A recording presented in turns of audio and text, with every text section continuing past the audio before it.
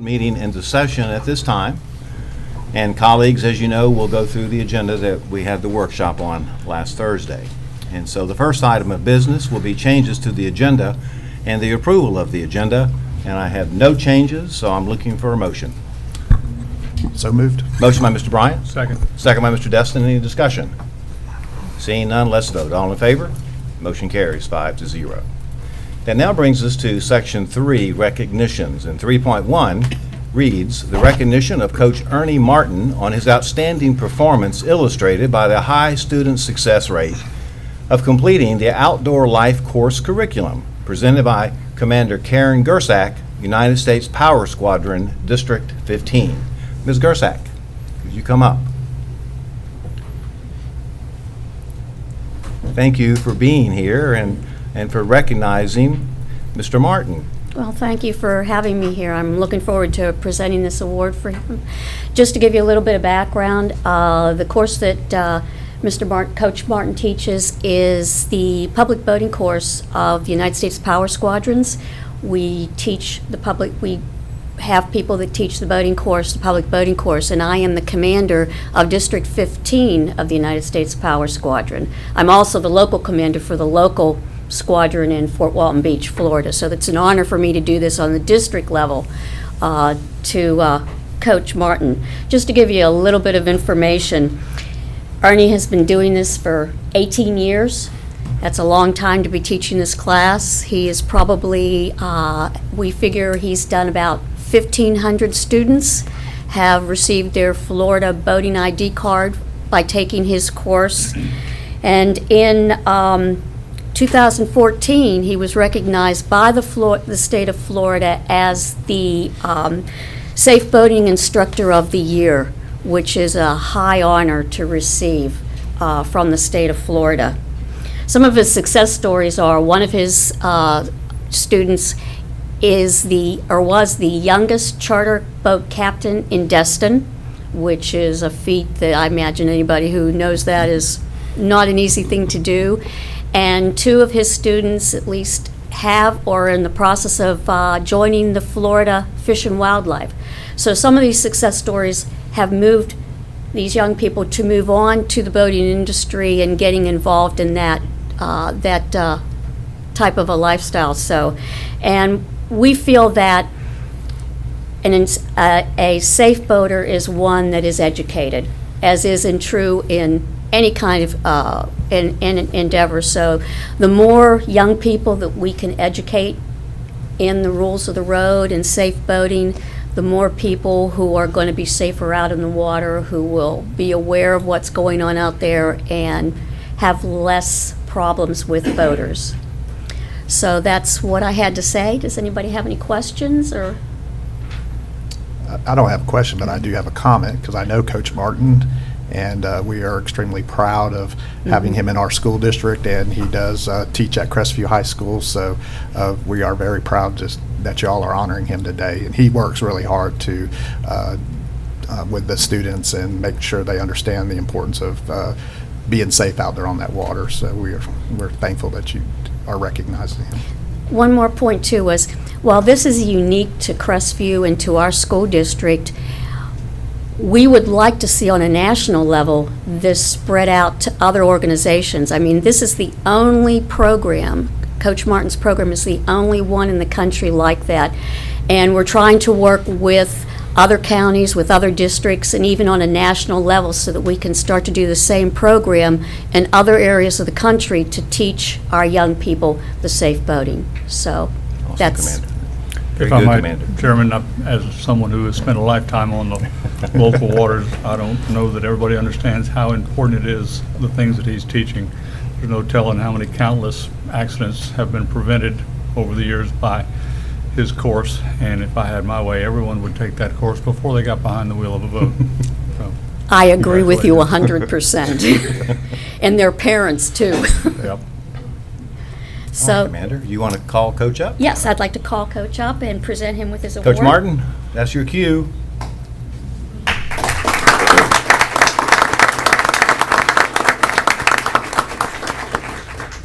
Coach Martin, this is America's Boating Club for Boaters by Boaters. District 15 in this year of 2019 presents this district award for excellence in teaching to Lieutenant Ernie L. Martin, S for seamanship. And he's a member of the Fort Walton Sail and Power Squadron.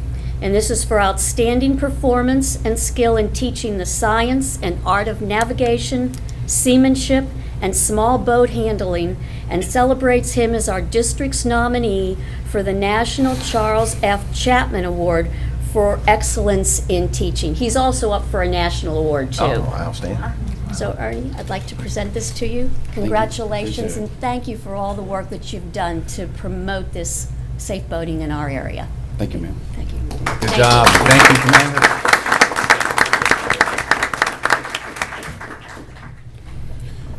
It takes a community to raise a student, and I'm just part of a community.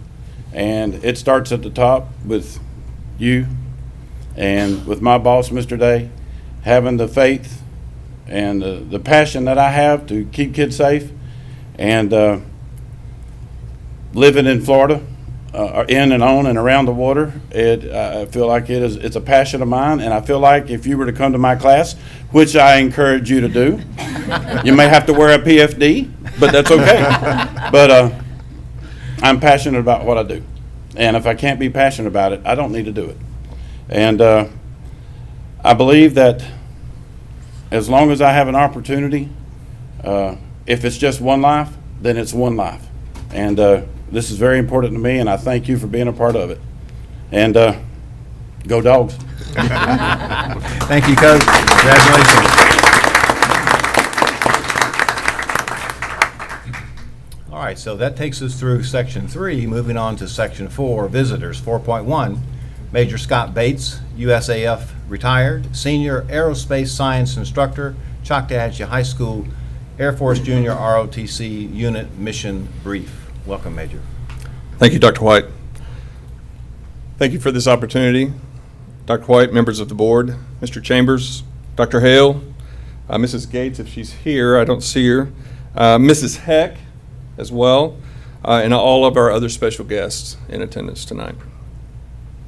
Tonight I'm going to be going through our school board mission brief. I'm also going to invite our Group Corps Commander up here, our Cadet Colonel Gabe Santos, to come up and give a quick brief as well.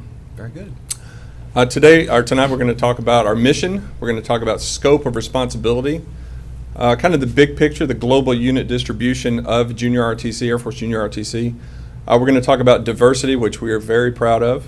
We're going to talk about our impact to the community, which you may be surprised on some of the things that we impact. Again, we're going to talk about our cadet command staff who are here. They're making me look good. Reinforcements. Yeah, absolutely. We're going to talk about an LDR. What is an LDR?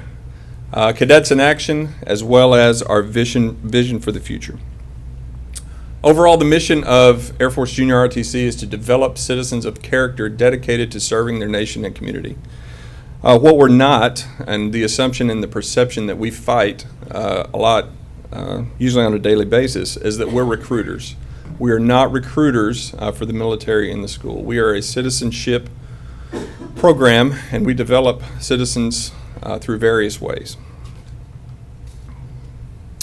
Some of the scope of responsibility that we have, and this is from a headquarters Air Force Junior ROTC perspective, which is located at Maxwell Air Force Base in Montgomery, Alabama. At headquarters, there are 31 assigned. There are 31 staff members assigned to headquarters. Roughly 1,900 instructors across the globe, with about 125,000 cadets globally. And we'll talk a little bit about what that breakdown looks like in a minute. We're partnered with 49 state boards of education, 667 school districts, and 900 high school principals. You may ask yourself, why only 49 state boards of education? And again, we'll talk about that in just a second. For a lot of our communities, Air Force Junior ROTC is the face of the U.S. Air Force. We're not in that situation because we are sandwiched right between two major installations here with Hurlburt and Eglin Air Force Base. Here is our unit distribution. As you can see, the one state that is red, that is Vermont, that is the only state that does not have a junior ROTC in it, Air Force Junior ROTC in it. If you notice, basically you have two numbers there. You have an X and a Y. The X is the number of units that the state should have versus the Y, which is the number of units the state currently has. So for example, Florida has is authorized 46 units, but has 73.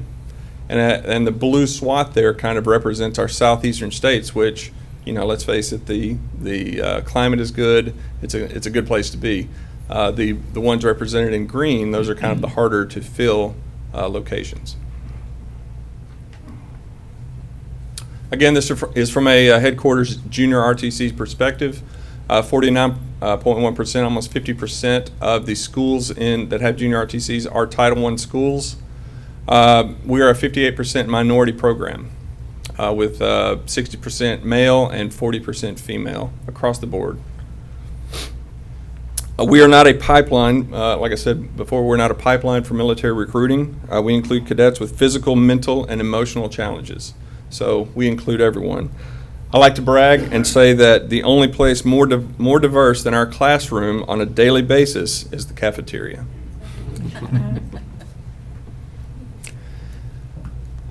Community impact. As you can see there from the years 2016, 2017, 2018, roughly 1.6 million community service hours from a global perspective. Choctaw normally averages around 3,000 community service hours annually. Again, we're super proud of our diversity. There are Air Force benefits to being in junior RTC. For example, you get advanced rank should you want to go to basic military training. We have one cadet who just graduated Air Force Academy and another one who just started Air Force Academy. So we're building those resumes to be able to compete for those higher level type opportunities. Obviously, we generate goodwill for the Air Force and promote a positive service image. We promote that positive service image as well on behalf of the school district. And again, we give a presence of the Air Force where there may not be those U.S. Air Force bases. General Rand has commented before, this program saves lives, and we have seen that definitely in action. Now I'd like to introduce our Group Corps Commander, Cadet Colonel Gabe Santos.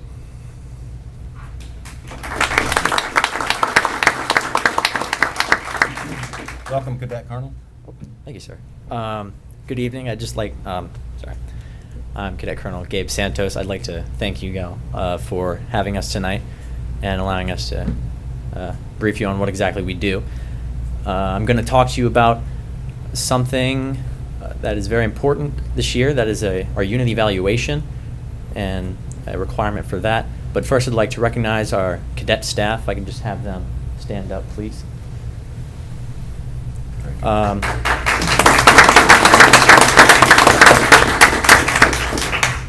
Now, I just have to say, we could not achieve half the things that we do in our Corps without each other. And we all need each other. We all depend on each other. We all have our own responsibilities.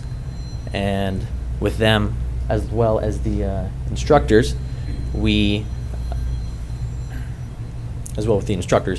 make the daily decisions and all the important things that happen around there. You guys can sit.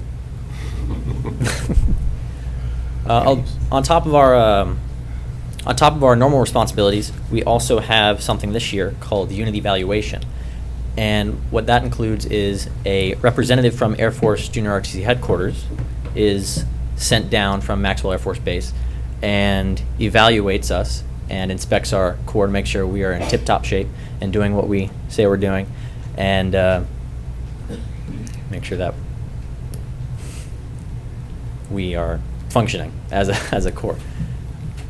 Now, part of that, one of the requirements for that is something called an LDR.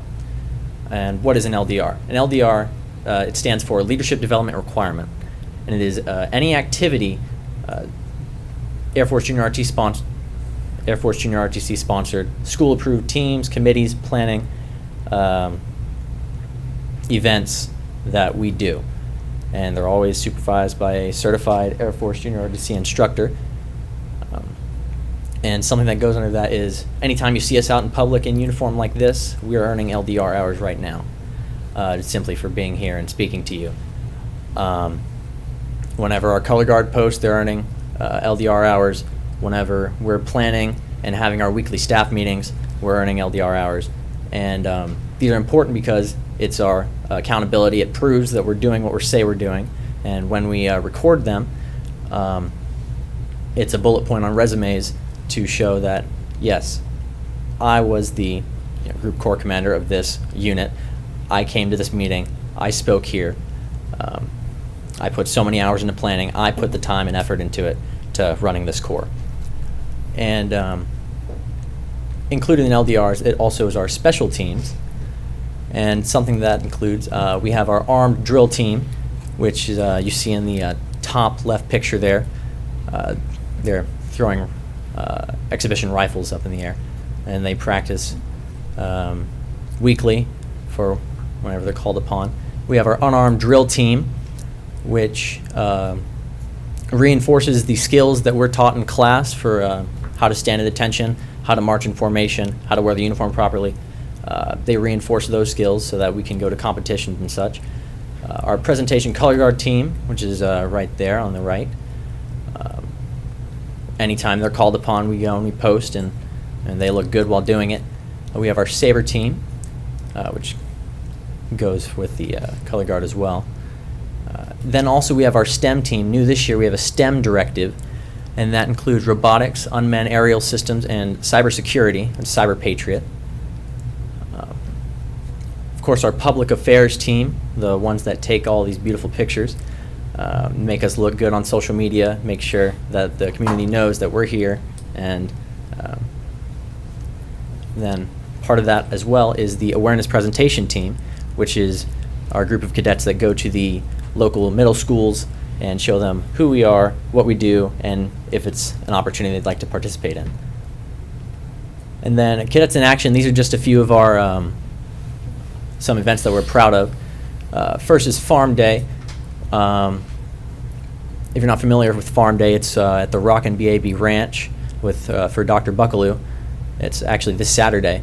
Our unit, as well as neighboring units, Niceville, Fort Walton, and Crestview, we all go and we help out around there, parking, concessions, cleaning the grounds, making sure that the public gets an enjoyable day out of it.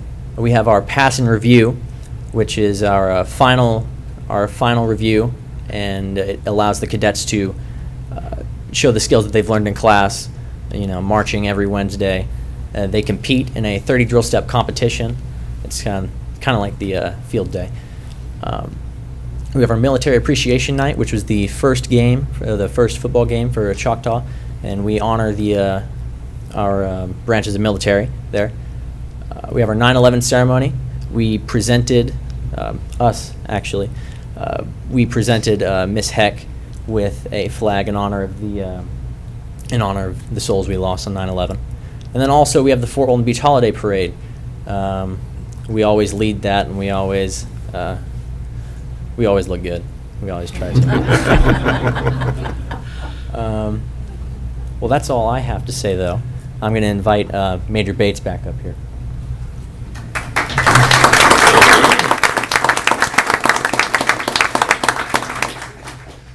Okay, I will leave you with this. Our vision for the future. Our vision for the future is to capitalize on those STEM opportunities for our cadets through incorporation of additional aerospace science and aviation career-themed courses. We want our cadets to have those tangible benefits coming from our program. We want them to have those industry certifications. We want them to have those college credits. We want them to be as competitive as they can possibly be when they graduate. So with that, thank you for your time. Thank you, Major. Appreciate it.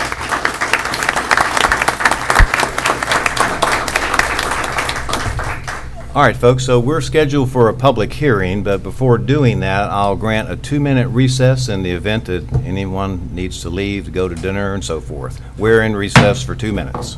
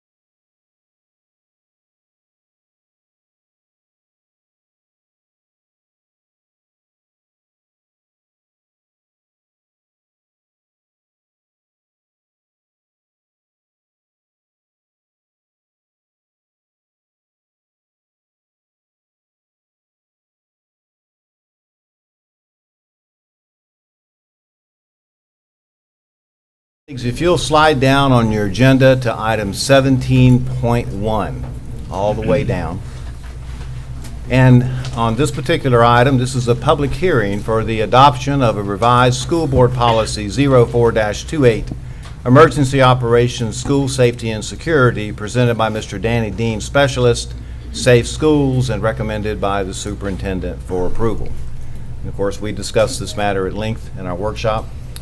And so at this time, it's appropriate for me to ask, is there anyone from the public that would like to speak to this particular item?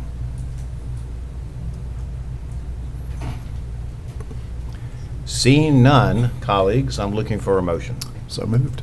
Motion by Mr. Bryant. I'll second. Second by Dr. Kelly. Any discussion? All right, let's vote. All in favor? Motion carries 5-0. Okay, so what I would like to do is go ahead and move us to Section 10, Discussion Agenda. And we'll go ahead and cover that item at this time. And folks, that means that you just got bumped up. All right? And if you have dinner engagement, you might make it. All right, so 10.1 is the charter school contract between the School Board of Okaloosa County, Florida, and Destin High School, Inc., presented by Ms. Ann Flanagan, Specialist, Staff Development, and recommended by the Superintendent for approval. And here again, colleagues, we discussed this at length at the workshop. And Superintendent, if there's anything, I think Ms. Flanagan may not be here this evening, although she did present on Thursday at the workshop. So at this point, the appropriate format is for a motion. Looking for a motion. I'll move we approve. Motion by Mr. Destin. I'll second. Second by Dr. Kelly. Now, is there any more discussion? Well, other than that, the contract, as we all know, is quite lengthy. Covers how many pages? 450, I think. Of possible scenarios. And I think that it was well negotiated by our staff and by the folks on the other side, so we should go forward. All right, Mr. Destin, thank you. Anything else, colleagues? Okay. All right, so we're ready to call the question. All in favor of the motion, please raise your hand. Motion carries 5-0. Congratulations, folks, on the approval of your charter. All right, so at your leisure, you're free to leave or stay as you wish. All right, so we'll go ahead, colleagues, now. We'll move back up to the top where we come to public comment. All right, 6.1. 6.1 will be members of the public desiring to address the school board. They must complete Form MIS 5241, public input and/or discussion of agenda items. Now, typically, this should be an item that's on the agenda, although we've been fairly lenient, I won't use the word lax, in entertaining other items so that we can make sure that we provided our folks an opportunity to speak. Okay? So I have several blue cards here. What I'll do is I'll call the name out, and then if you would come forward and speak to the matter that you would like for us to hear about. And if you would please address your remarks to me or any questions you might have to me. The school board members may elect to comment or may not, and that's just the way it works. And so the first name I have is Ms. Rita Davis. Ms. Davis, are you here? And you would like to speak to the selection method of school superintendent. And Ms. Davis, you're from Niceville. And the way this works is that you get 4 minutes, and my colleague and vice chair will be keeping time. So Okay. we're ready when you are. Thank you, sir. I would just like to ask to please keep the current system of electing the school board superintendent. I believe that the freedom we enjoy to participate as citizens in electing our local representatives, including the school board superintendent, is a valuable right of the people that should never be changed to a bureaucratic appointment process. Many Americans have given their lives for our freedom, including the right to vote. We often hear people saying they have no voice in government, and I think that implementing an appointment process would certainly add fuel to their concern. Why would we ever consider such a disenfranchising system? So I urge you to vote against any referendum that would take away the voice of the people. Please let us vote for the people we want to shape our children's future. Thank you. All right, so stand by, Ms. Davis. There may be questions or comments by board members. Any thoughts or comments? Thank you. All right, Thank Ms. you. Davis, and the only thing is I understand that what your position is on an elected superintendent, and in fact, that may be the position of board members as well. Although, the only thing that we're able to decide is, do we let the people vote on this matter? Thank you. And do you have particular thoughts about that? I think we should We should what? let the people vote on the matter. We should let the people vote on the matter, or should not? I'm sorry, I got confused. Let the people vote.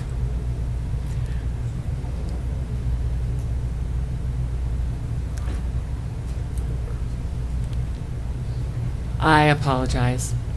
That's okay. I mean, we don't really get to decide which way it is. The question that we get to decide is, do we put this out as a referendum to the people, to let them vote? And I was just curious what you thought about the people voting, because that's all we get to decide. Well, I do think it can be a positive thing to All right. let that Okay. happen, so. All right, very good. Yeah. All right, Thank thank you. you. Thank you, Ms. Davis. Thank you. All right, so the next one is Mr. Ed Gilbert. Mr. Gilbert, welcome back. Now, when I add up how many people are in favor of something and how many are opposed, it doesn't matter how many emails they sent or how many times they appeared. One person, one vote. Amen. Okay. Well, thank you, Dr. White and Board, for having me speak again. As you well know, I am not in favor of currently changing the system that we have. I think it works fine, and I think the evidence of that is our current superintendent. Even though he was appointed, he's a good one, and I look forward to electing him in the upcoming elections. I have stood before you, as I said several times before, as well as the proponents of a particular change to our current system.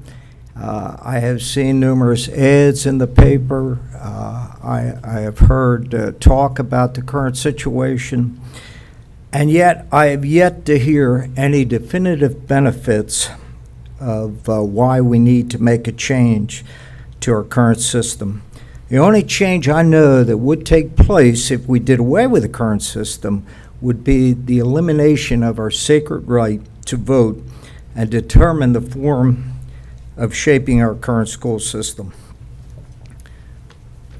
I want to quote one of our founding fathers, John Jay, and he said, "Americans are the first people whom heaven has favored with an opportunity of deliberating upon and choosing the form of government under which they should live." A little bit later on, Abraham Lincoln, our 16th president, said, "Elections belong to the people." Now, in reference, Dr. White, to your question regarding do I favor the Letting the people vote. letting the people vote. This is a different situation. The people have already voted on this issue a while back, and they overwhelmingly defeated it. I don't think that the board should be in a position that just because a certain group of people decide that they think we should have a referendum, that you should feel that that should be opened up again to the people.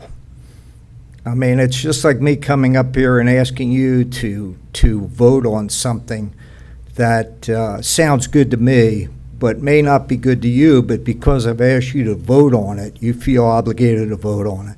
So my thoughts are this. I know we got a great school board here. I pray for you guys consistently. I pray that God would give you discernment. I pray that he would give you wisdom. And I pray that you would make a decision soon, because there are a lot of people concerned about this, and I know that you do not have an obligation to bring this to a vote. I understand that. But I would pray and ask that you would at least make your decision known fairly soon. God bless and thank you. I understand, exactly. Thank you, Mr. Gilbert. Any comments or questions, colleagues? So, Mr. Gilbert, what I heard you say Yep. regarding the people voting is that you're not in favor of that. In this particular case, no, I am not. The people, if it was brought up and people, let's face it, not every voter is cognizant of what's going on, and sometimes we have people that are uninformed. And people don't realize that if they voted for an appointment, they're actually eliminating their right to vote.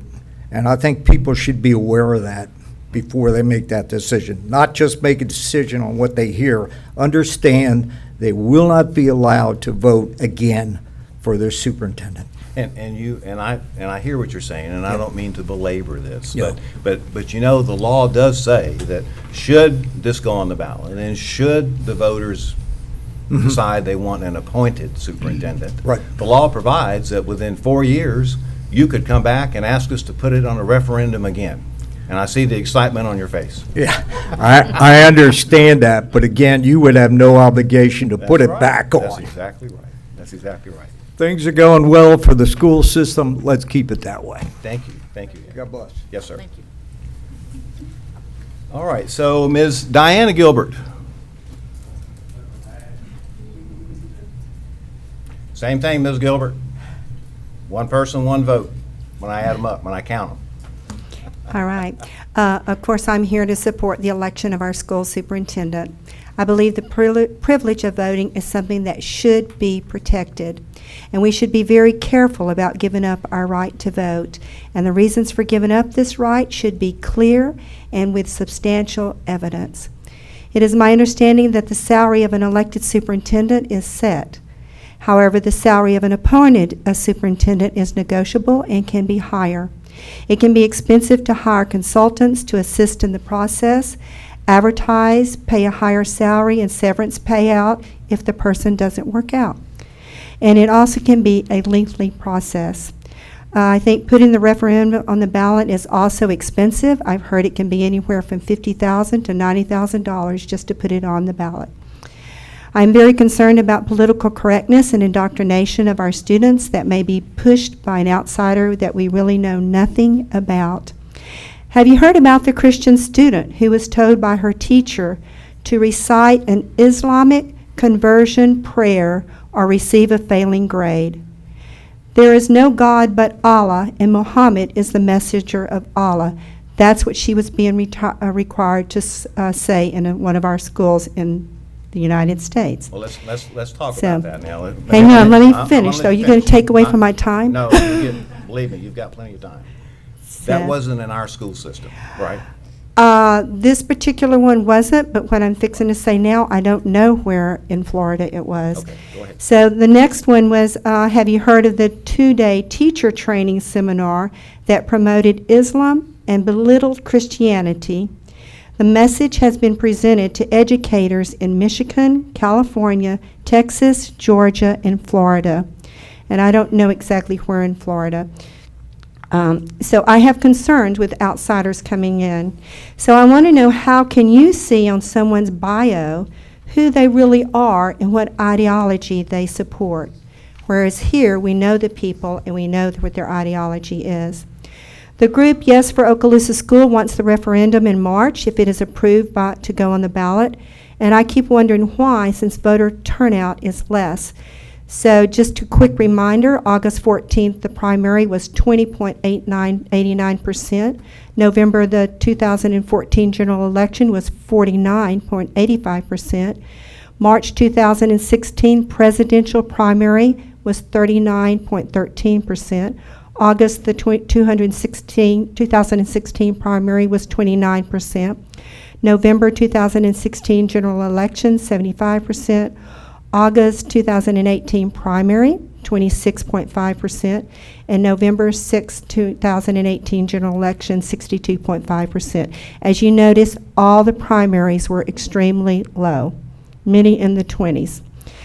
The group opposing the election of our school superintendent said the appointing would take the politics out.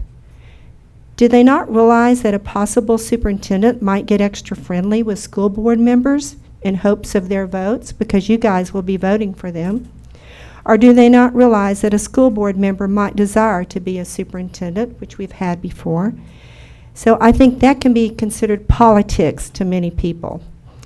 And I am just a citizen voicing my opinion on a topic that is very important to me. I am not a part of an organized political committee spending thousands of dollars on ads in the newspaper. And I wonder where all the money is coming from, and I think you and all citizens should also wonder where that money is coming from. I personally believe that the infrastructure of the schools is more important, and that is what should be on the ballot. Thank you. Very good. Thank you, Ms. Gilbert. Any questions or comments, colleagues? Well, I have one, because you talked about voter turnout. And so I'm wondering, is there any evidence to show that a higher voter turnout would produce a different result? I haven't studied that, but I would think it could. I would depend on who the turnout is, but I'll give I you don't some, know that. Mathematics, and we have an eminent mathematician in attendance who actually taught calculus, and he can check my mathematics soon. Is that Steve over here? That's right. He's going to check you out? Well, I was curious, though, if you Yeah. knew of any evidence that it No, would be I different. don't. I just don't think, such an important decision should be done by 20% of the people, 20 to 30% of the people. All right, thank you, Ms. Gilbert. Thank you. All right, so moving on, Mr. Pat Ryan. Same thing, Mr. Ryan, one person, one vote when I add them up. Thank you, sir. I will point out that I'm speaking for a bunch of people here tonight. You still so get 4 minutes. I understand. We I solved that understand. problem a long time ago. Not a problem. One person, one vote, that's fair. Good evening. Many people do wonder if the issue of the superintendent selection referendum has captured the public's attention in Okaloosa County. I think we can say the answer is a resounding yes. You've received more emails and phone calls about this issue than any other in recent memory. Dozens of people have repeatedly appeared and continue to appear here to argue the issue, even more so than when the board's prayer issue was before the public. One of the current candidates for superintendent has focused on this issue in 2 separate online campaign videos, which have garnered thousands of views online.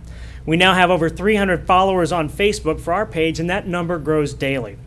We've had thousands of comments on the subject on our Facebook page, which many of you here do visit. Even the former superintendent and her supporters are regularly weighing in on the subject on multiple other Facebook pages. We commissioned a public opinion poll in September, which showed that 2/3 of the likely November voters, those who will decide a sales tax referendum, believe the issue should be on the next ballot. The issue is regularly discussed in the media here. It is the issue in Okaloosa politics today. We respect our fellow citizens who disagree with us on this issue. We respect and honor their right to be heard. In any democracy, it's important that all citizens be heard on matters of great importance. However, I'd like to point out a certain hypocrisy in those who argue that we shouldn't even hold a referendum. They're happy to have voters directly elect our district's CEO, but they do not want to let those same voters decide, as the Florida Constitution allows, whether or not to change selection methods. You really can't have it both ways. You either trust the voters or you don't. And not holding a referendum says loud and clear that the voters aren't to be trusted. There's 3 elections already scheduled in 2020. There's pros and cons to adding this referendum to each date, but there's no real cons to allowing the people to decide the issue sometime soon in accordance with the Florida Constitution. Dr. White, we appreciate your willingness to gather facts and set the record straight about the Republican March primary. Mr. Destin brought forth the idea of the referendum being on either the August or November ballot or even by mail-out. Ms. Ivanchek has done a fine job of researching and fairly analyzing various pros and cons of the various options for 2020. Even Mr. Bryan and Dr. Kelly have at some times shown support for letting the people decide this issue. Clearly, enough of you feel the people should decide the issue. The only remaining piece is to have a robust discussion and decide when. What the citizens of Okaloosa are due is that robust discussion. of the different options so that they can decide. It's time to do as Mr. Destin proposed back on July 22nd and put the issue on the agenda so the public can come out to comment. The entire county really is watching. So I urge one of you to place this item on the agenda for the next board meeting and utilize the method outlined in the Florida Constitution to let the voters of Okaloosa decide instead of doing it for them. I did, prior to closing, I hope I have at least a minute left, had one question that I wanted to get clarification on. Ms. Ivanchek had made a motion on July 22nd that was only about adding an item to an agenda, and the vote tied 2-2. Does that restrict her, in any way from introducing motions or placing an item on the agenda for discussion? I don't really know exactly what the situation there is. Well, you have to direct your question to me, as Sir? you did, and in turn, I'm going to direct your question to the attorney. I do not believe that the motion made that night did not pass. Therefore, if it were brought up again, I believe under Robert's rules, it'd be considered a renewed motion, and that can be made by any member of the body. It can't be done in the same meeting, but we're well past that meeting. Okay, so it's a renewed motion. So any board member can make that motion or place the item on the agenda? That's correct. Because I understand that we characterized it as a loss, but the reality was it was a tie. Well, it didn't pass. Right. Therefore, you don't go back and do a motion to reconsider or a motion Right. to amend previous action. So the Yeah. answer would be that from my research, no member is restricted from making motions on this topic. That answer your Okay. question, Mr. Ryan? Yes, it does, sir. Thank you. All right. Colleagues, any questions or comments for Mr. Ryan? All right, thank you, sir. Thanks, sir. I don't need to ask you, Mr. Ryan, whether you favor letting the people vote, because I think you've been pretty clear. I do, sir. Thank you. All right, so I have, is it Nuboski, Ms. Nuboski? Mr. Nuboski. I can't quite. That's pretty good. Yes, sir, I can't quite read the writing, so I try to print clearly. it's not bad. I came close, you said. Thank you, Dr. White, for the privilege of speaking to this passionate school board we're blessed to have. I don't have any prepared statement, remarks, edited and vetted amongst my friends, but I do have a passionate position, and that is shared by all of my friends. And that is, I served for 30 years in the military to protect our constitutional form of government, our republic, and I feel very strongly that we need to protect maximum participation of the electorate to get the will of the public in our elected representatives. That's exactly what we have right now. And I have many, many friends that have moved to Okaloosa County because of our excellent school system, and I'm very proud of our school board that is equally passionate about that. So I strongly favor leaving maximum participation by the electorate the way it is right now. And if you five deem it important to offer another form of government, of school board selection, superintendent selection, and many people understand how important that superintendent position really is. Some of them have been brought up before me tonight. So I'm very concerned about the direction of our country, and I want to protect it with everything I have. And so if it isn't broke, don't fix it. And that's the way I feel very strongly. I want to leave it the way it is, and I don't think we need a referendum. Do you have any questions? Any questions or comments, colleagues? No, sir, you spoke Thank very you. clearly about you don't believe we need to let the people vote. Thank you. Is that right? On this referendum? No. I feel very strongly that Leave we it the way are it voting is. for our superintendent. Right, leave it the way it is. And so we don't need a referendum to decide another form where we would have potentially the fox guarding the hen house. That's what I think. All right, thank you. All right. So let's move on to Ms. Lana Wood. Welcome, Ms. Wood. I think this will be I don't think you've spoken to us before. No, I'm new. So this will be a new number. A new number. Yeah, we'll add you into the list. You can tell me to keep my 4 minutes under tight control. Yeah, that's right, 4 minutes. No, I was kind of moved to come after I attended my first board meeting last month, no, 2 weeks ago.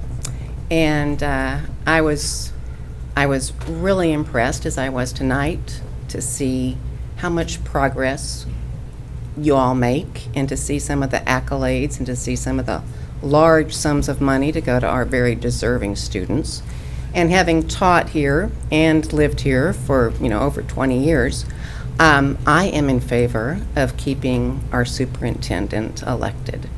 Last meeting, someone spoke from the other side and said that they were fairly new to the area, that they were kind of appalled as they had come in during the heat of losing our former superintendent, and they were just rather shocked that there was any place, after having lived 4 places that had appointed superintendents, that were still doing it in this, what he implied was archaic and outdated way. And I was moved to kind of investigate that. And although it's done both ways in the state of Florida, of at least 41 of the 67 counties do still elect their superintendents. And in fact, of those that don't, the majority are county or school districts of over 100,000 students. And they have their own unique set of circumstances that are probably different from ours, and an entire different set of problems that perhaps we haven't had to face yet. But even a large county, I'm not sure what the county is, starts with a B, where Jacksonville is, are now looking at going from an appointed superintendent to an elected superintendent. So, I don't think that we are that backward at all. And had that person known of our long-standing excellence, perhaps they would have been, they wouldn't have made that statement at all. But yes, we did have a black eye on our, I think, rather sterling reputation. And it is extremely unfortunate. But I believe that feedback is the breakfast of champions, and I do believe that the board is and has been addressing the issues that brought those unfortunate set of circumstances. I believe that you are looking at making every correction to every system and initiating all kinds of education to let everyone know how to handle this better. And I don't believe that, what I consider to be a black eye on our reputation should be dealt with like, a lethal blow. And I think that changing the way we do business is, in fact, a severe overreaction. We still have a bright future, a wonderful situation, kids that are welcomed and receive, entrances to the most prestigious colleges and military academies in the nation. We don't really need to recreate. The other thing I wanted to say was that when we elect superintendents, or board members for that matter, you have to undergo such scrutiny. Every little garden club and retired teachers association that invites you to speak, Got about 9 seconds. you have to attend. We get so much exposure. I subbed for Mr. Chambers when he was a 6th grade teacher. He was a rock star. He has worn every hat in the county. I say, let's hire from within. Thank you very much. Thank you, Ms. Wood. Stand by just for a moment. Okay. Because my colleagues may have questions or comments. Thank you. But and of course, the thing that I said earlier is the way that I see it. The school board doesn't really have a say about whether it's going to be an appointed or it's going to be an elected superintendent. The only thing the school board has to say about is, do we put it out as a referendum? I would say be slow to do that. I don't think that wheel needs to turn very fast. That's a direct answer. Thank you. Thank you. Thank you, Ms. Wood. All right, so we have one more, and that's Ms. Sandra Atkinson. And Ms. Atkinson's from Fort Walton Beach, and Ms. Atkinson spoken here before on a different issue, but, so we want, this is you'll count whatever your position is, we'll add you to the list on where you fall on that. And you want to speak about the elected or the appointed superintendent? Yes, sir. All right.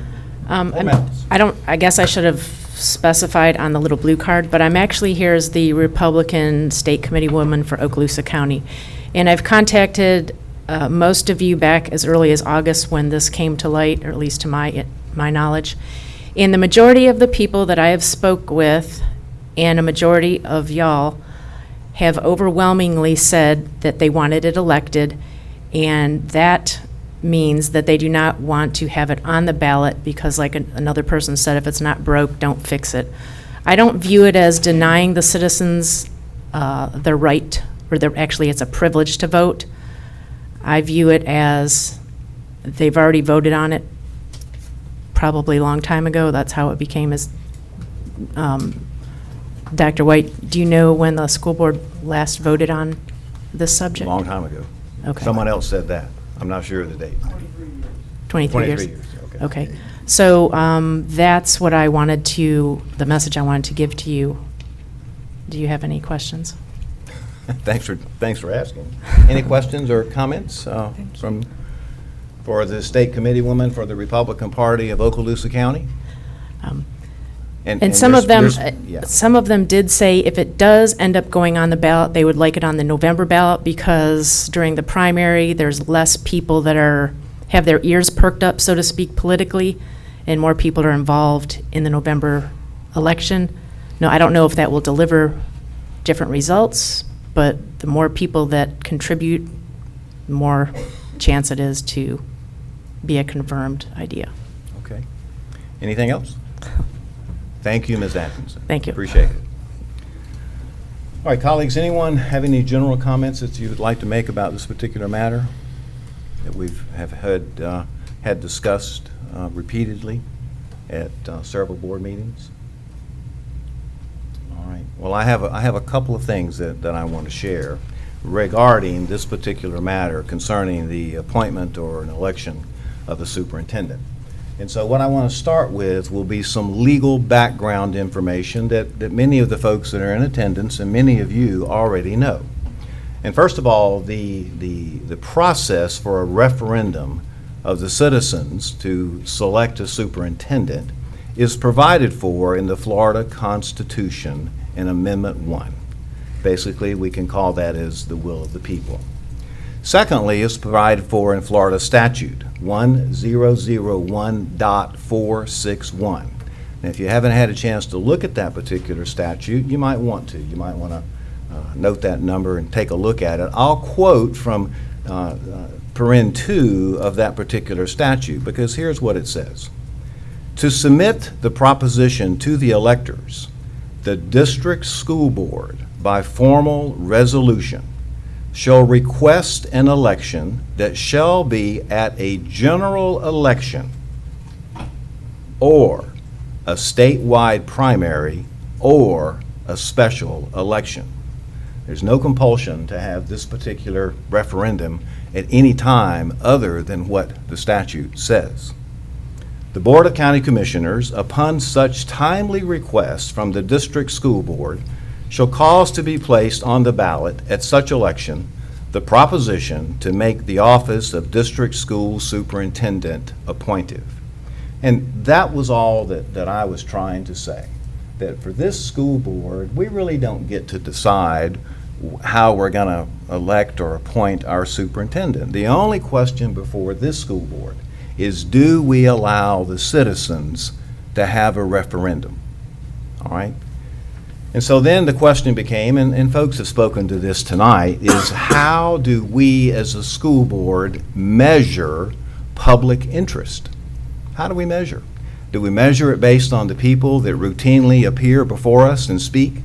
Or do we look at other kinds of measurement to get some kind of idea about public interest should this matter be placed on a referendum. How do we make that decision? Because several of the speakers in my mind are exactly right. We don't put everything up for a referendum, although Florida law is very specific. There are really only 2 referendums we conduct. But we don't put every matter up to a vote always either, because someone just asked for it. How do we decide in this particular matter? How do we measure voter interest?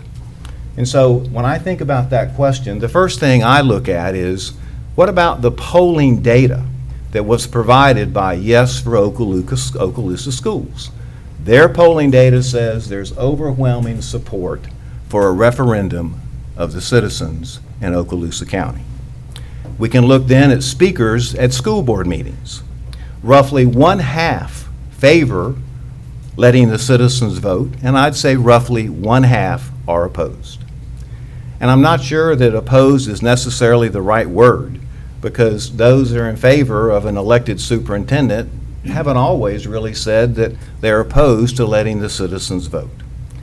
The third thing that I looked at in trying to determine, is this something worthy of putting on the ballot, was direct citizen contact with school board members via telephone calls to the school board office and or emails or letters to the school board members.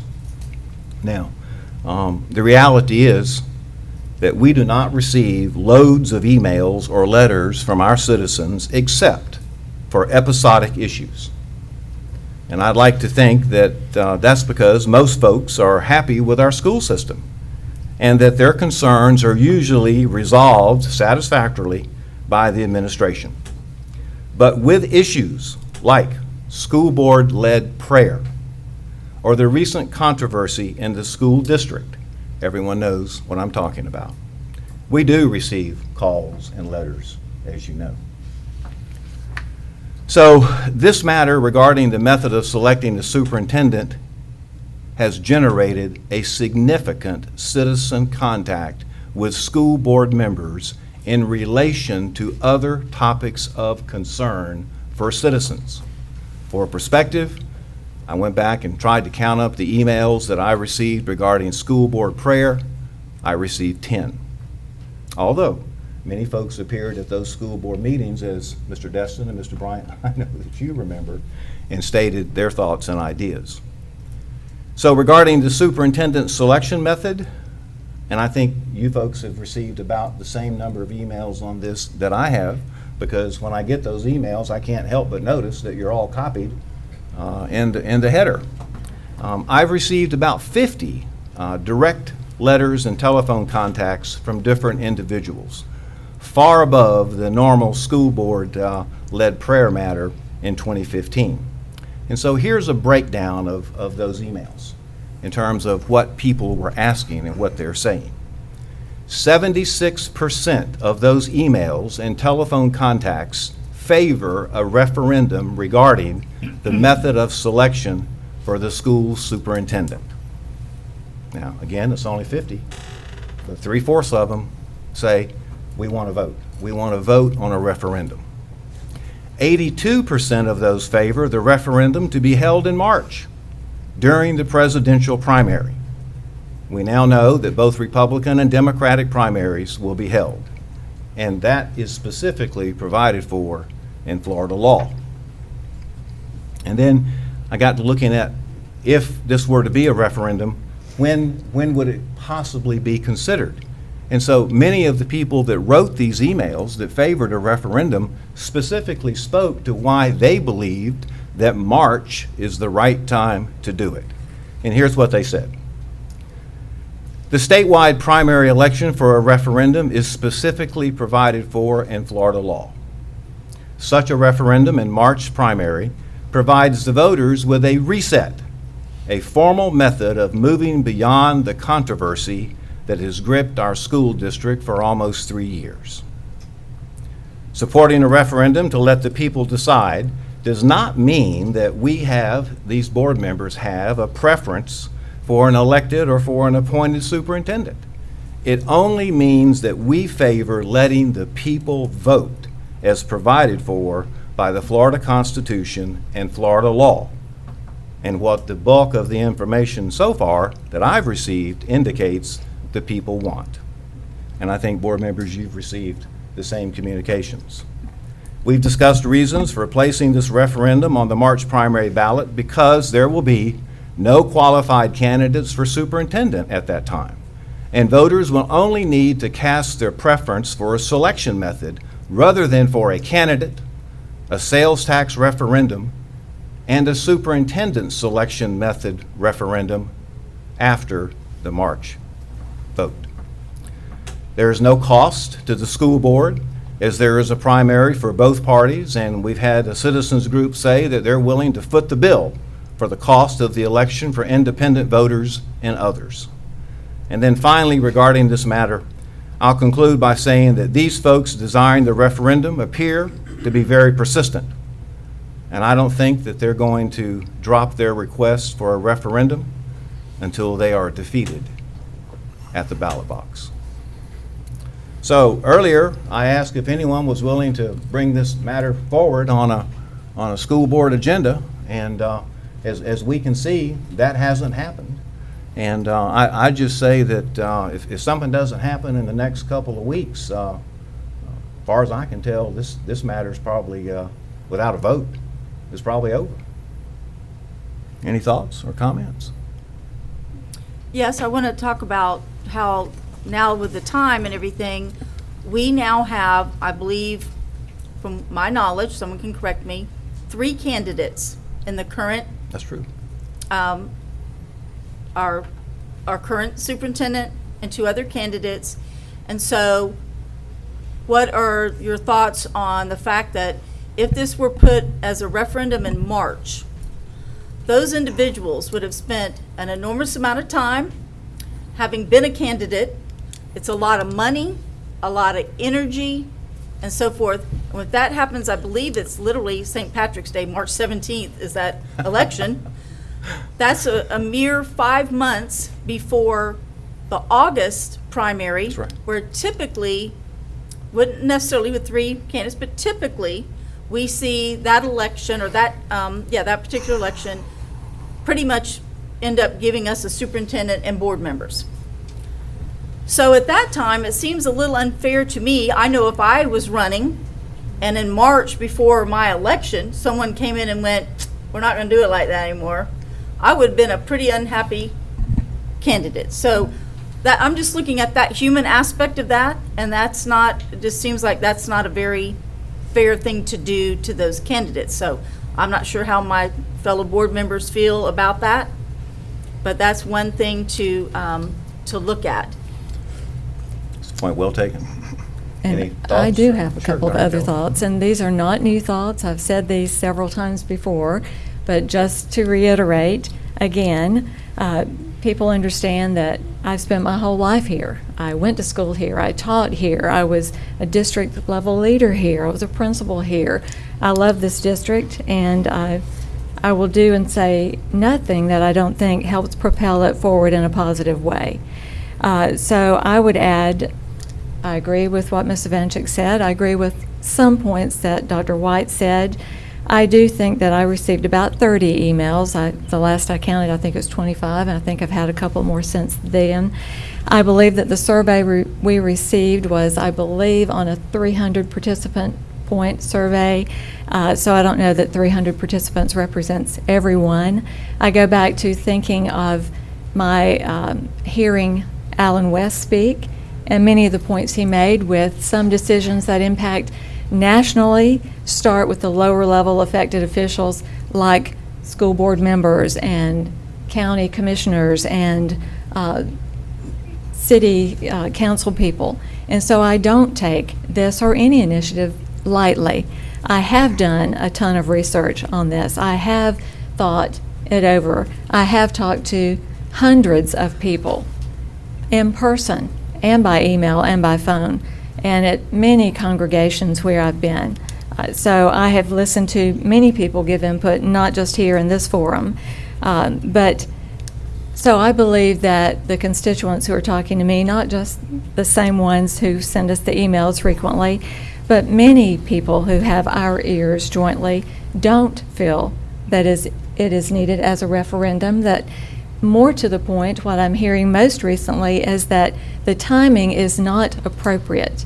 And while some of your points are well taken, and I've even agreed with some of your points, Mr. Ryan, but I think that the timing for this school district in this moment in our history is not appropriate. And here's my reasoning why. You've heard me say this before. We just had, for instance, an FEA tour. The Florida Educational Association came and toured some of our most needy buildings. And while I give kudos always, always, always to our staff and our building level teachers and leaders for keeping this an A+ district, because they work awfully hard to keep us that way in the midst of buildings that are crumbling around their heads, we make the best use of every dime. And our staff, our district staff people, make sure that happens at the direction of our leaders. We use every dime to patch upon patch these facilities that our teachers are teaching in, that our students are coming to school every day in and learning in. I believe that our communities, our teachers, and our students at this moment in time better deserve the option of a sales tax. And I do believe that having two referendums at the same time would be a confusing issue for our constituents.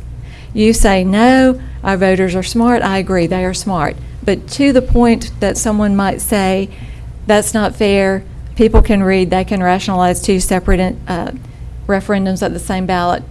I'll just give you this example. Recently I was in the grocery store where someone said, I've got my whole community and all my family, we're going to vote for you. You're going to win.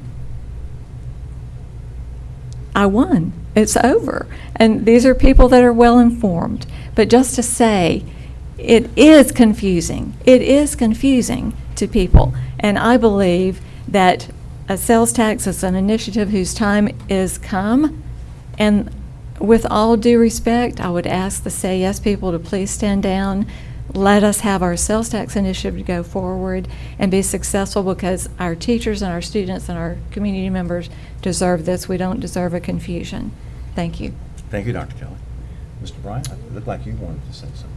Yeah, I just wanted to comment just real quick on the correspondence that we have received.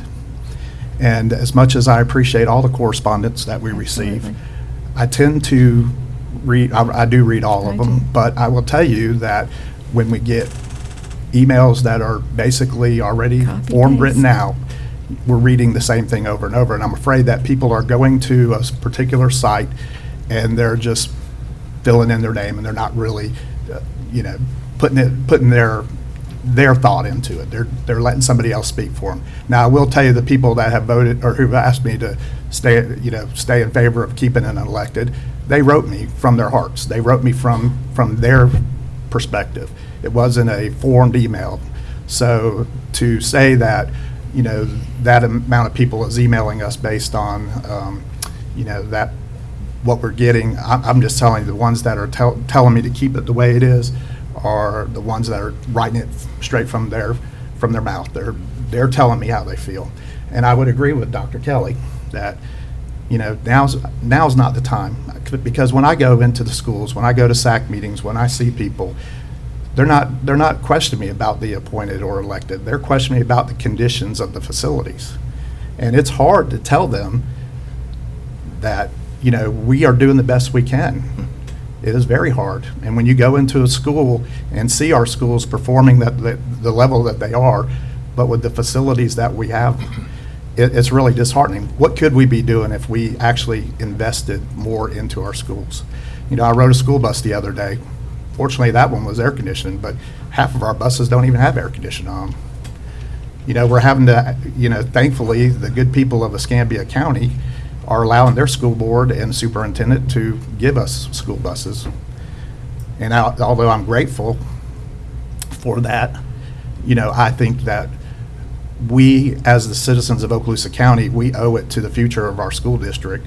And I think moving forward, the sales tax is something I would very much like to see. And I agree with Dr. Kelly, maybe in the future, if we want to bring it up after the fact, then we can explore that. But I think also the people of Okaloosa County, Dr. White, you said one vote. the people of Okaloosa County, I think they do a good job of voting, and they speak their voice. And, you know, I don't know about you, but when they get out there to that ballot box, you know, they've done their homework and they'll vote. So, you know, yeah, it's one vote, but I'd like to keep it to where it's the people of Okaloosa County are voting for a superintendent, not 3 out of the 5 of us voting for a superintendent. Okay, Mr. Destin? Well, I guess I might as well weigh in. It's been 23 years since this issue's been on the ballot again. That's almost a quarter of a century. I am very reluctant to tell the folks of the county that they can't vote. I know. Now, so then we get down to the brass tacks of when are they going to vote? I agree with Ms. Kelly, Dr. Kelly, that tangling it in with the half-cent sales tax, should we be fortunate enough to have that on the ballot in November, is probably not a good idea, because it would confuse the issue. So now we're down to March or the August. And I think I've made it clear that I would prefer the August for a number of reasons. And if this does come to a debate, if someone can put it on the agenda, then we can debate those pros and cons. But I think, you know, the folks are right. Let's make a decision. I know we're wearing them out. They're coming to every meetings. Now, that's a good thing. We actually have folks that are coming to the meetings now, and I'm reluctant to turn them loose. Right, our ratings have gone up. Yep. We do need to make a decision one way or the other. Okay, and I'll just say, Dr. Kelly, for all the things you said, I mean, I agree with 99% of them, but for me, that's why I favor March. Being sensitive to what Ms. Evanchek said, I mean, I can't help how the legislature wrote the law and how they set it up. I mean, that's when we could do it. For me, the thing about that, if that's something that we feel that that's what the bulk of the people, however we choose to measure it, whether it be through church visits or whatever it is, people that we visit with in the community, should we decide to put this up for referendum, for me, it's March, because that's the reset, and then we can move forward with everything else that we want to without confusing the matters in terms of elections and in terms of other referendums for a sales tax. And the last thing I'll say is just to say that we should think about that we're not willing or might not be willing to have a referendum for the people to vote on the selection of a superintendent, but yet we turn around and ask them to have a referendum for a half-cent sales tax. That's an interesting question to think about. All right, so I think we've wore it out again, and like I said, unless something happens here pretty quick, this in my mind is going to be over. Okay. But if we go with Mr. Destin's suggestion in August, Yep. then we've solved the problem that I brought out. Yeah. We've kind of solved the problem that Dr. Kelly and Mr. Bryant talked about, which is putting it on the general and confusing people because it would have already been decided. Is that correct? Do I have that correctly? So if it's in August, That's correct. yeah, okay. Well, I just want to be clear, and I think I was clear with Mr. Ryan the other day and anybody else who's asked me, I'm only in favor of putting it on a general ballot at this point. Okay. All right. And it's I started to say it's healthy for us to have this discussion. I'm not really sure about that, but this is the only place that we can talk, is here at this board table. We can't talk any other way and get the kind of things like Mr. Bryant said. Well, we can, but we'd go to jail. Yeah, I'm not doing that. Okay. All right, so let's move on. All right, so now going to committee and staff reports. 7.1, in-county travel paid for the period of September 26th through October the 9th, 2019, presented by Ms. Scallon. And then 7.2, out-of-county travel paid for the period of September 29, October 9, presented by Mrs. Scallon. And 7.3, quarterly report, short-term facility use contracts and lease agreements under the $5,000 threshold, presented by Mr. Wyndham. And then 7.4, these are all information items, we've gone over them. 7.4, quarterly report, service agreements under $5,000 threshold for internal and budgetary funds. And then lastly, 7.5, quarterly report, service agreements for law enforcement, presented by Mr. Wyndham, Program Director, Purchasing. That takes us to consent agenda. And item 8.1 is the approval of the consent agenda. So I'm looking for a motion. I will move we approve the consent agenda. Motion by Mr. Destin, I'll second. second by Dr. Kelly. Any discussion? All right, let's vote. All in favor? Motion carries 5-0. All right, let's move on down now to, all right, Superintendent's Human Resources Recommendations. That's section 9. And of course, 9.1 is an information item, employees placed on administrative leave, presented by Dr. Lee Hale. Then 9.2 is also an information item, deferred retirement option program, presented by Dr. Hale. Then 9.3, this is an action item, so we move now into action items. 9.3, cleared certification requirements and issuance of contracts for the 2019-2020 school year, presented by Ms. Karen Peak, Program Director, Professional Services, and recommended by the Superintendent for approval. Looking for a motion. So moved. Motion, Mr. Bryant. Second. Second, Mr. Destin. Any discussion? Seeing none, let's vote. All in favor? Motion carries 5-0. 9.4, out-of-field report for 2019-2020 school year, presented by Ms. Karen Peak, Program Director, Professional Services, and recommended by the Superintendent for approval. I move. Motion, Ms. Vancheck. I'll second. That's close. Go ahead. Second, Dr. Kelly. Any discussion? All right, seeing none, let's vote. All in favor? Motion carries 5-0. 9.5, employment separations, presented by Dr. Lee Hale, Assistant Superintendent, Human Resources, and recommended by the Superintendent for approval. Need a motion? So moved. Motion, Mr. Bryant. Excuse me. Second. Second, Mr. Destin. Any discussion? Seeing none, let's vote. All in favor? 5-0. Still only get one vote. All right. 9.6, personnel recommendations presented by Dr. Hale, Assistant Superintendent, Human Resources, and recommended by the Superintendent for approval. I'll move. Motion, Ms. Vancheck. Second. Second, Mr. Bryant. Any discussion? Seeing none, let's vote. All in favor? Motion carries 5-0.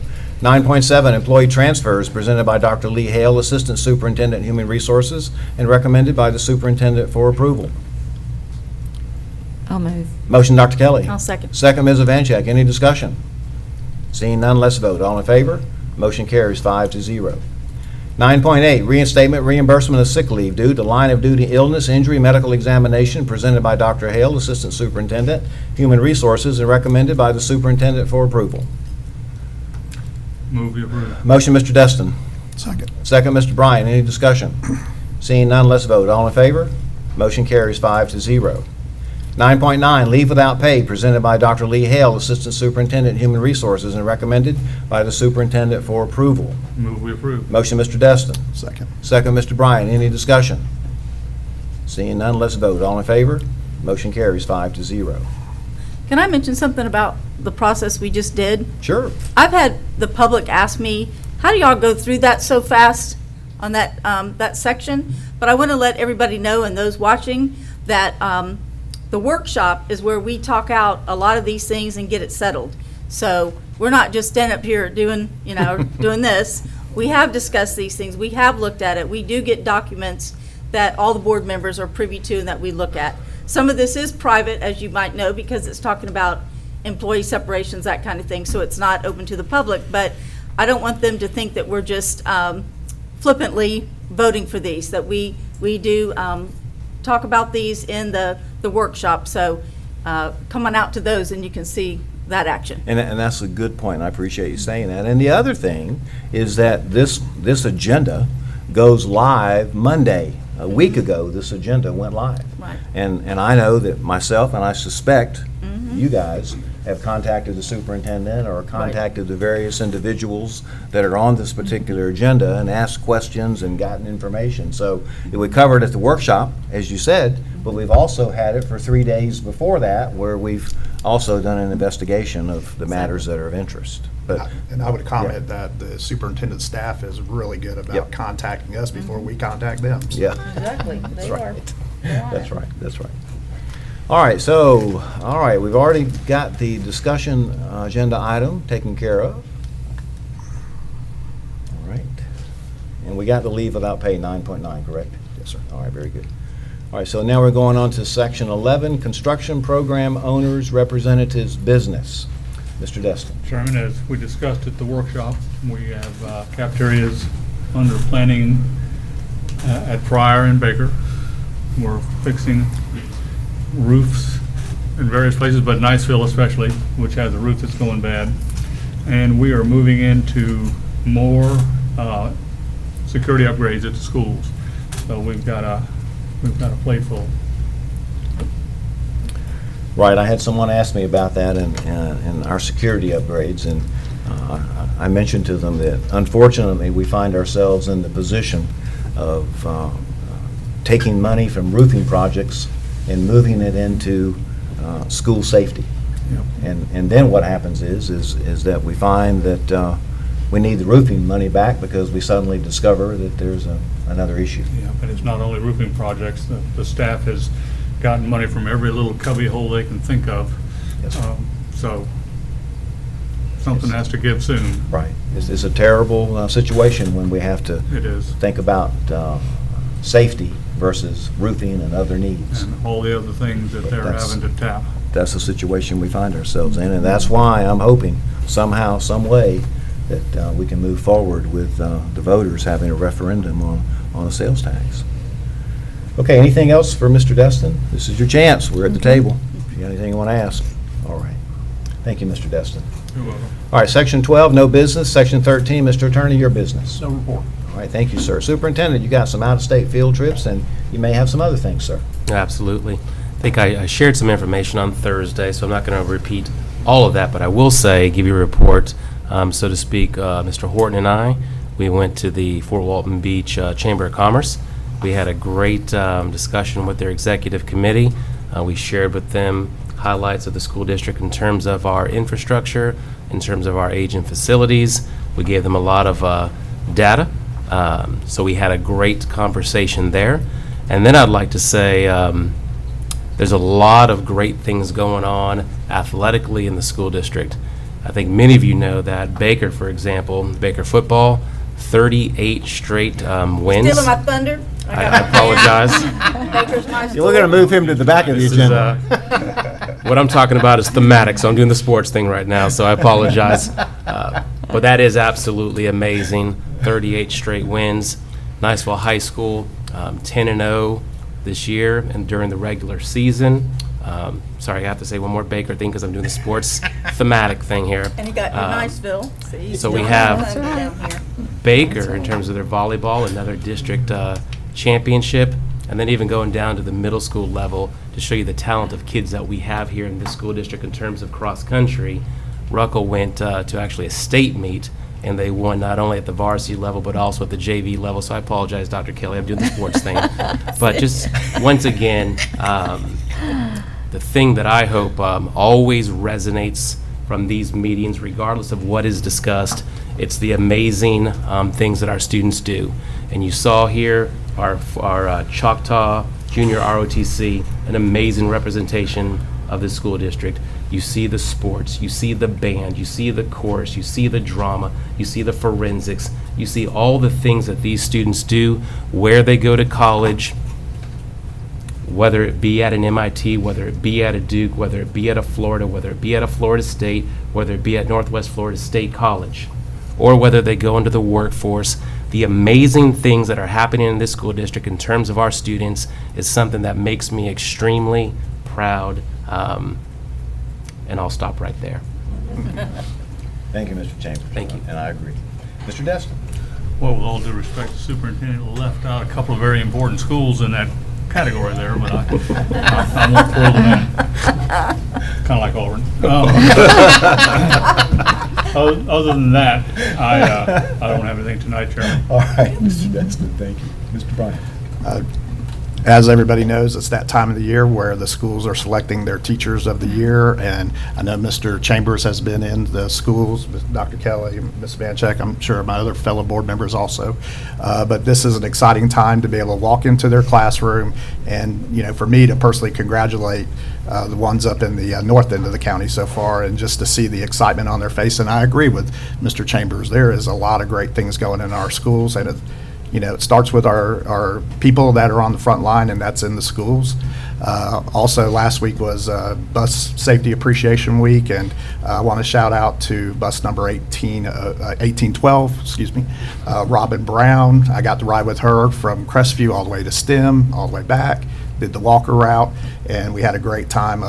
Thank Walker Elementary for providing breakfast for all their bus drivers that day.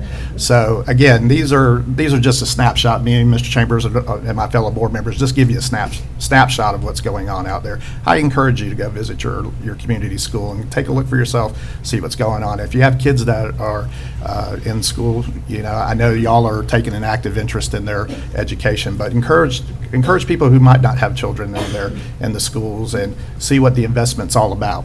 And we do have a great school district, A+ again. So when I go around the state, to be able to brag about that. So other school districts are happy just to be a B district. Right. And here, we're going to be disappointed one day, hopefully not soon, if we get two or three schools that aren't A or B schools. So we don't want to be on the board when it happens. That's correct. So I do echo what Mr. Chambers was saying, but I do encourage people to go visit your local school. So very good. Thank you, Mr. Bryant. Dr. Kelly.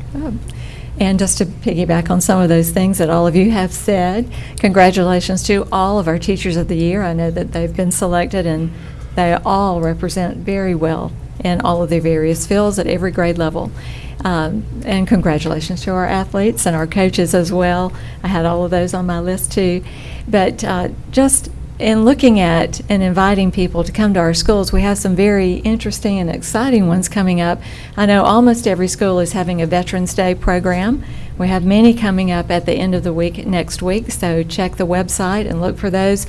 You'll find them very enjoyable and very heartwarming, and maybe some of our junior ROTC folks will be represented there as well. I'm sure that some of those are opening those programs.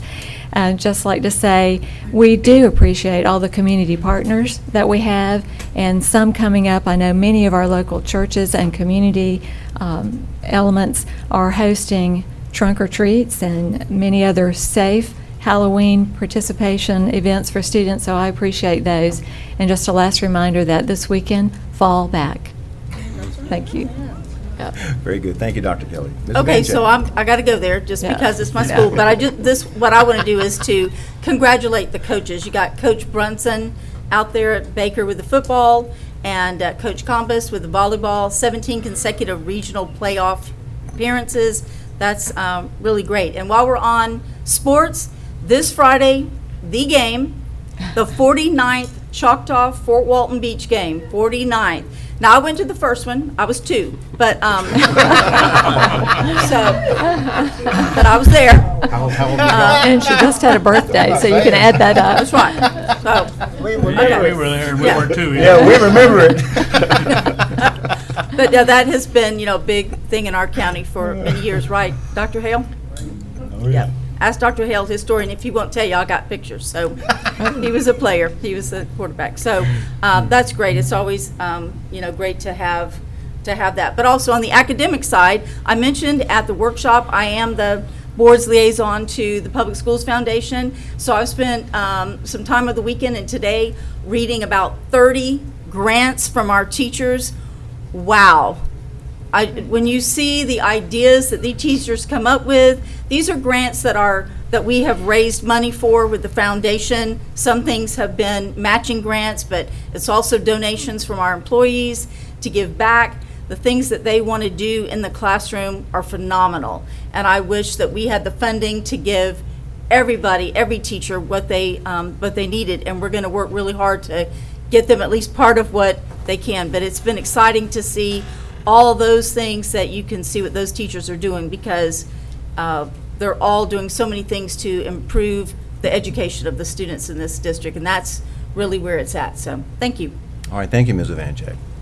All right, so that takes us now to 16.1. Is there anyone else that would wish to speak tonight? All right, any more business, Mr. Attorney, Superintendent? Yes, sir. Board members, we're all good? We're adjourned.